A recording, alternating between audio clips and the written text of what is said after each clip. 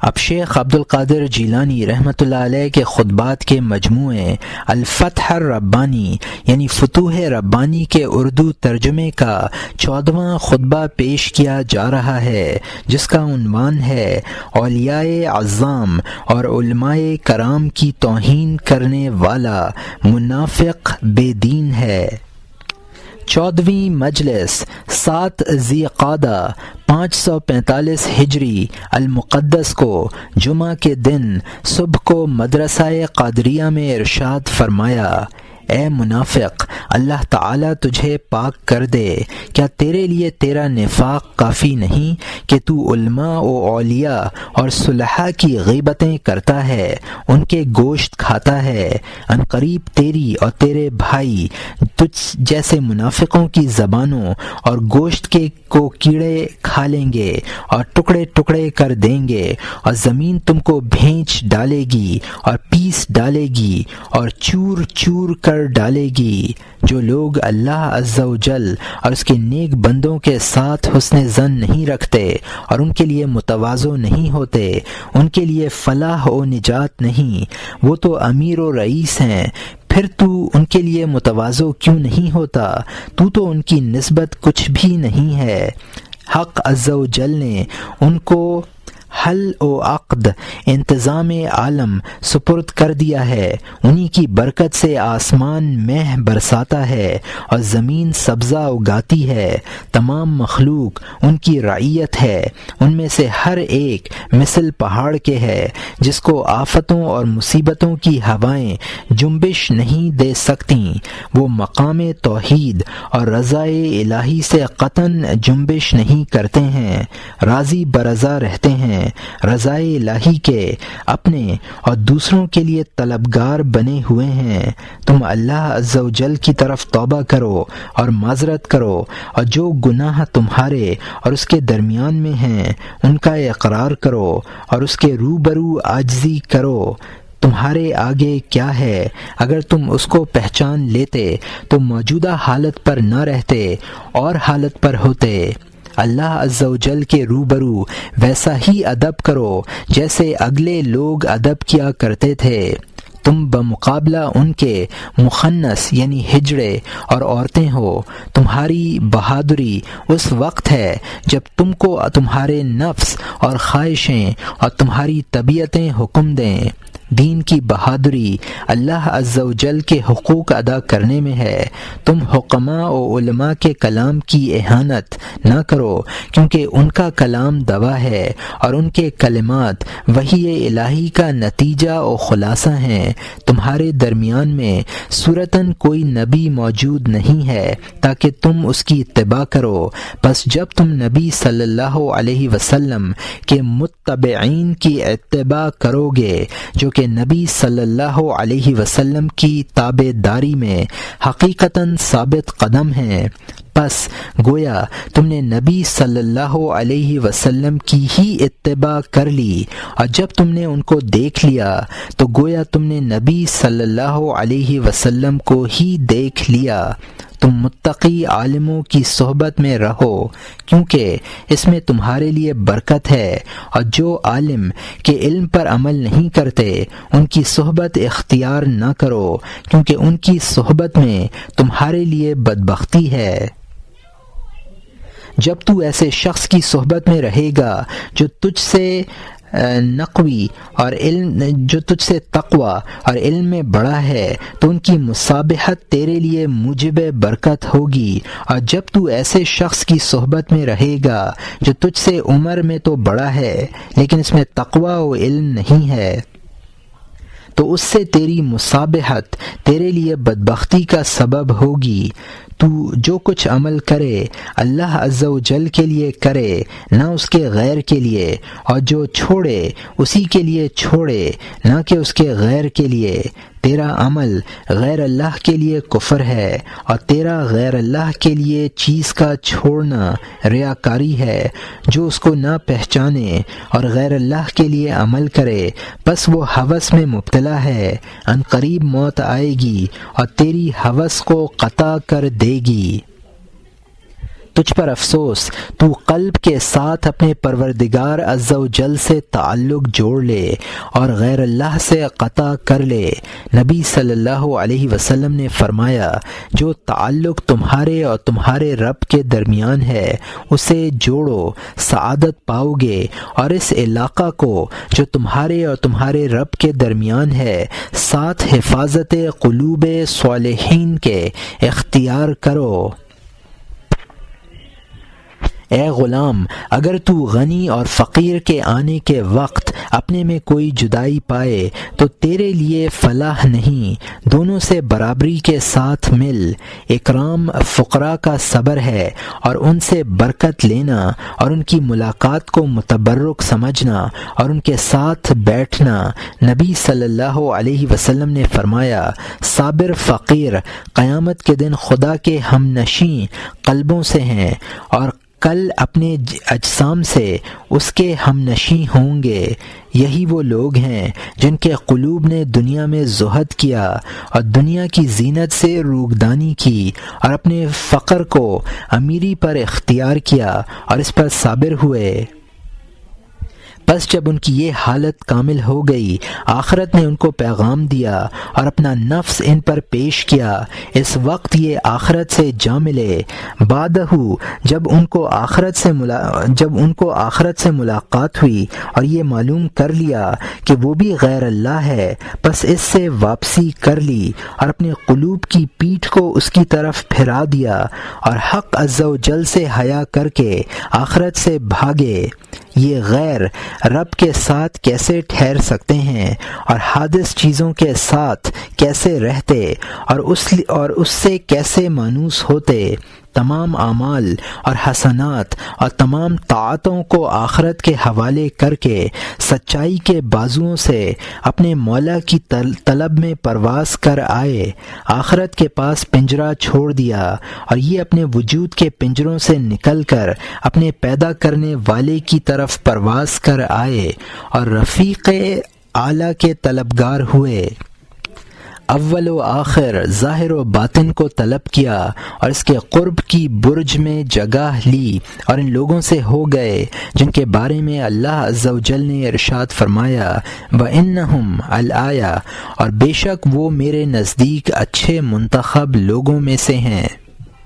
ان کے قلوب اور ان کی ہمتیں اور ان کے اصرار اور ان کی عقلیں دنیا و آخرت میں ہمارے ہی پاس ہیں۔ جب اہل اللہ کو یہ مرتبہ مل جاتا ہے تو ان کے نزدیک نہ دنیا رہتی ہے اور نہ آخرت۔ آسمان اور زمین اور جو کچھ ان دونوں کے درمیان میں ہے ان کے قلوب و اصرار کی بنسبت لپیٹ دیا جاتا ہے۔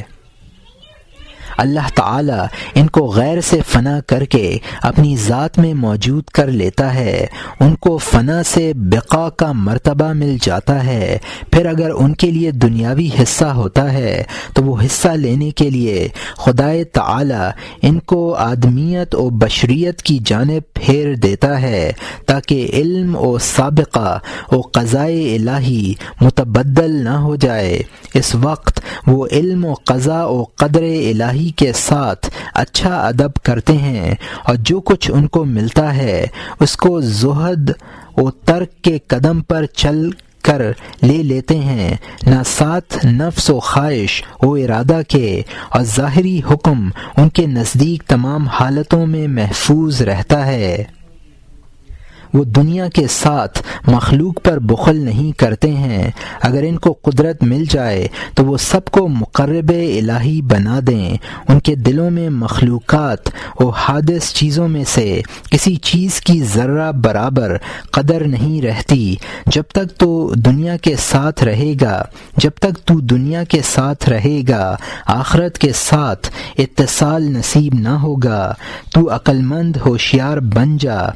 جاہل نہ بن۔ تو ان لوگوں میں سے ہے جن کو اللہ تعالی نے علم کی وجہ سے گمراہ بنا دیا۔ قدر فقراء کے ساتھ مال سے سلوک کرنا منجملہ مواصلت الہی کے ہے۔ کیا تو یہ نہیں جانتا کہ صدقہ دینا حق عز و جل کے ساتھ جو کہ غنی و کریم ہے معاملہ کرنا ہے، اور آیا وہ جو غنی و کریم سے معاملہ کرے گا خسارے میں رہے گا؟ ہرگز نہیں۔ تو اللہ عز و جل کے ساتھ کے راستے میں ایک ذرہ خرچ کر، وہ تجھے ایک پہاڑ عطا کر دے گا۔ تو اس کے راستے میں ایک قطرہ دے، وہ تجھے دریا بخش دے گا۔ وہ تجھے دنیا و آخرت میں عطا سے سرفراز کرے گا، وہ تیرا بدلہ اور تیرا ثواب پورا کر دے گا۔ اے قوم، جب تم حق عز و جل سے معاملہ کرو گے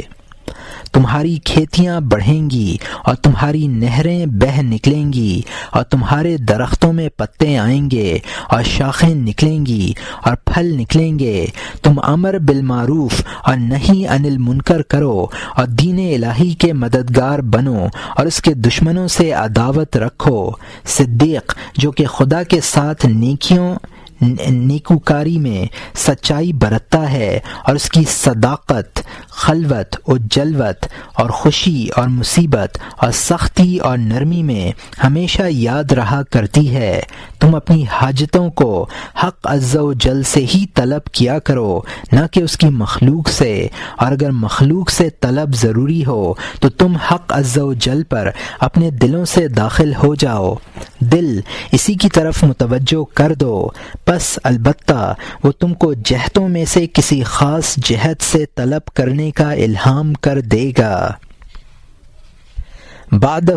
اس طلب پر اگر تمہیں منع کر دیا جائے یا طلب پوری کر دی جائے تو وہ من جانب اللہ ہوگی، نہ کہ مخلوق کی طرف سے۔ اہل اللہ نے اپنی روزی کی فکر دلوں سے نکال ڈالی ہے اور یہ بات جان لی ہے کہ وہ اوقات معینہ میں مقدر ہے، ضرور ملے گی، اس کی طلب چھوڑ دی ہے اور اپنے مالک کے دروازے پر وطن بنا لیا ہے۔ اللہ عز و جل سے فضل اور اس کے علم اور اس کے قرب کی وجہ سے ہر شے سے لاپرواہ ہو گئے ہیں، پس جب ان کو یہ مرتبہ مل گیا وہ مخلوقات کے قبلہ بن گئے اور مخلوق کے لیے ان کو بادشاہ کے دربار میں داخل ہونے کے واسطے خطیب بن گئے۔ اپنے قلبوں کے ہاتھوں سے ان کو پکڑ پکڑ کر خدا کی طرف پہنچاتے ہیں اور ان کے لیے قبولیت اور رضائے الہی کی خلعت دلوانے کی محنت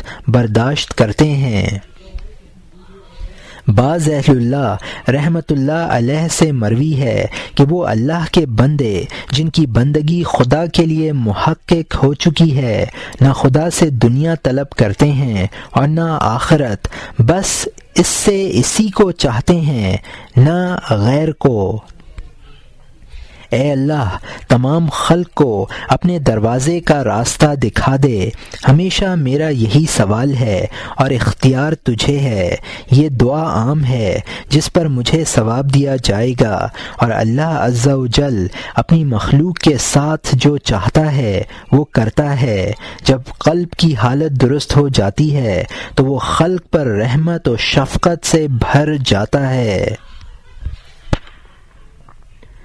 بعض اہل اللہ سے مروی ہے کہ انہوں نے فرمایا، نیکی کرنے والے بہت ہیں مگر گناہوں کو چھوڑنے والے صدیق ہی ہیں۔ صدیق کبائر و صفائر سب کو چھوڑ دیتا ہے، پھر اپنی پرہیزگاری کے ساتھ چھوڑ دینے شہوات اور عام مباح چیزوں کے دقیق بنا لیتا ہے اور مطلق حلال کا متلاشی رہتا ہے۔ صدیق اپنے رات و دن کے بڑے حصے میں اپنے رب عز و جل کی عبادت میں رہتا ہے، خلق کے منافع سے ناواقف ہوتا ہے، پس بالضرورت اس کے واسطے خرق عادت ہوتا ہے، اور جہاں سے شان و گمان نہیں ہوتا اس کو رزق پہنچاتا ہے، وہ دیا جاتا ہے اور اس کو لینے کا حکم حکم کیا جاتا ہے اس کے لیے تمام چیزیں خالص و صاف ہو جاتی ہیں، کیونکہ وہ عرصے تک محروم رکھا گیا ہے اور اس کی تمام حاجتیں اس کے سینے میں چور چور کر دی گئی ہیں، اور وہ اپنی اغراض کی شکستگی اور اپنی تمام حالتوں میں ناکامی پر صبر کرتا رہا ہے۔ دعا کرتا تھا بس قبول نہیں کی جاتی تھی، سوال کرتا تھا مگر منظور نہیں ہوتا تھا، گلہ شکوہ کرتا تھا لیکن شکایت بڑھتی جاتی تھی، کشائش طلب کرتا تھا لیکن اس کو نہ پاتا تھا، بچنا چاہتا تھا لیکن راستہ نہ پاتا تھا، موحد و مخلص بن کر عمل کرتا تھا لیکن جس کے لیے عمل کرتا تھا اس کا قرب نظر نہ آتا، گویا وہ نہ مومن ہے اور نہ موحد، اور وہ باوجود ان کل امور اور بے توجہی کے ہمیشہ مدارات کرنے والا اور صابر بنا رہا کہ بتحقیق اس کا یہ صبر اس کے قلب کی دوا ہے اور اس کے صفائی باطن اور قرب الہی کے سبب، اور اس امتحان کے بعد اچھائی ضرور ملے گی۔ علاوہ ازیں یہ بھی سمجھتا رہا کہ یہ آزمائش اس لیے ہے تاکہ یہ ظاہر ہو جائے کہ کون مومن ہے، کون منافق، اور کون موحد ہے اور کون مشرک، اور کون مخلص ہے، کون ریاکار اور کون بہادر ہے، کون بزدل اور کون ثابت ہے، کون متحرک اور کون صابر ہے، کون جزا فضا کرنے والا اور کون سا امر حق ہے اور کون سا باطل، اور کون سچا ہے اور کون جھوٹا، اور کون محب ہے اور کون دشمن، کون متبع ہے اور کون مبتدع، تاکہ ہر ایک کی جدا جدا تمیز ہو جائے۔ اس نے بعض اہل اللہ کا قول سنا، دنیا میں مثل اس شخص کے ہے، اس شخص کے رہ جیسے کوئی اپنے جسم کی دوا کرتا ہے اور دوا کے کڑوا پن اور زوال بلا کی امید پر صابر ہو۔ ساری بلائیں اور بیماریاں بس یہ ہیں کہ تو مخلوق کو شریک خدا ٹھہرائے اور نفع و نقصان اور عطا و منع کے متعلق ان پر نگاہ ڈالے، اور ساری دوا اور بلاؤں کا ازالہ اس میں ہے کہ مخلوق تیرے قلب سے نکل جائے اور قضاء و قدر کے نازل ہوتے وقت تو پختگی کے ساتھ جمع رہ، مخلوق پر حکومت و رفت کا طالب نہ بنے، اور تیرا قلب حق تعالی کے لیے خالص، تیرا باطن اس کے لیے صاف، اور تیری ہمت اس کی جانب بلند ہوتی رہے۔ جب تیرے لیے یہ امر متحقق ہو جائے گا تو تیرا قلب اونچا چڑھے گا اور نبیوں، پیغمبروں، شہیدوں، نیکوکاروں اور مقرب فرشتوں کی صفوں میں شامل ہو جائے گا، اور جتنی بھی تجھ کو اس پر بقا حاصل ہوگی اسی قدر تو بڑا بنے گا، باعظمت بنایا جائے گا، صاحب رفت ہوگا اور آگے بڑھایا جائے گا اور حاکم بنا دیا جائے گا اور امیر قرار دے دیا جائے گا۔ اس وقت تیری طرف آئے گی وہ چیز کہ آئے گی، پیٹھ پھیرے گی وہ چیز کہ پیٹھ پھیرے گی، دی جائے گی وہ چیز کہ دی جائے گی۔ وہ شخص محروم ہے جو اس کلام کے سننے اور اس پر ایمان لانے اور اس کے اہل کے احترام کرنے سے محروم رہا۔ اے مجھ کو چھوڑ کر اپنی معیشتوں میں مشغول ہونے والوں، معاش میرے پاس ہے اور نفع میرے ہی پاس ہے اور آخرت کی پونجی میرے ہی پاس ہے۔ میں کبھی آواز دینے والا ہوں اور کبھی رہنما اور دلال اور کبھی اسباب مال و متاع کا مالک ہیں، ہر ایک شے کو اس کا حق ادا کرتا ہوں۔ مجھ کو جب کوئی شے آخرت کی مل جاتی ہے تو میں اس کو تنہا نہیں کھاتا، اس واسطے کہ جو کریم ہوتا ہے وہ تنہا خوری نہیں کیا کرتا۔ جو شخص اللہ عز و جل کے کرم پر خبردار ہوتا ہے اس کے نزدیک بخل نہیں ہوتا۔ جس نے اللہ عز و جل کو پہچان لیا ہے اس کے نزدیک بالکل ما سوا اللہ ذلیل ہوتے ہیں۔ بخل تو نفس سے ہوتا ہے، اور عارف باللہ کا نفس بمقابلہ نفوس خلق مردہ ہوتا ہے۔ اس کا نفس تو اطمینان والا اور اللہ عز و جل کی طرف ٹھہرنے والا اور وعید الہی سے خوف کرنے والا ہوتا ہے۔ اے اللہ، ہم کو وہی عطا فرما جو تو نے اہل اللہ کو عطا فرمایا، اور دنیا و آخرت میں نیکی دے اور آخرت کے عذاب سے بچا۔ آمین۔